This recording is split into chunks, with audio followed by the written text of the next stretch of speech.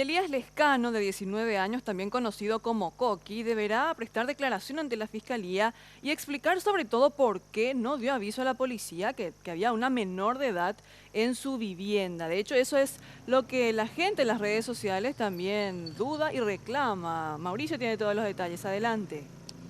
Es así, compañeros, y continuando con el caso de la niña de 12 años aquí en la ciudad de Itagua, que apareció nuevamente el día de ayer y que estuvo durante unos 3 días aproximadamente en la vivienda en las inmediaciones de Mercado 4 junto a Elías Leizamón, también conocido como Coqui.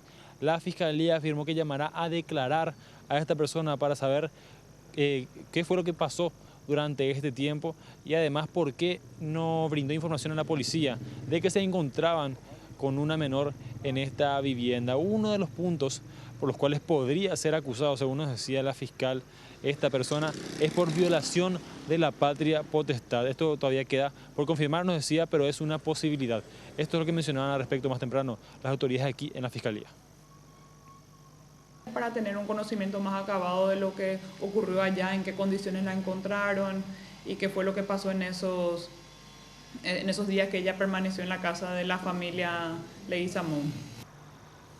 Al momento de ser encontrada, la niña al menos no presentaba de forma externa ningún tipo de herida o rastro de que habría sido violentada.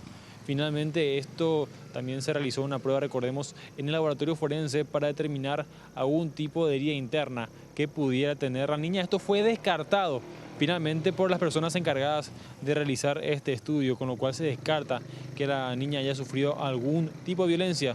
Afortunadamente, esto es lo que decían más temprano. Sí, el examen médico legal practicado por la forense del Ministerio Público descarta que la niña haya sufrido algún tipo de violencia. Entonces podríamos decir de que en ese sentido por lo menos la investigación no va a continuar su curso.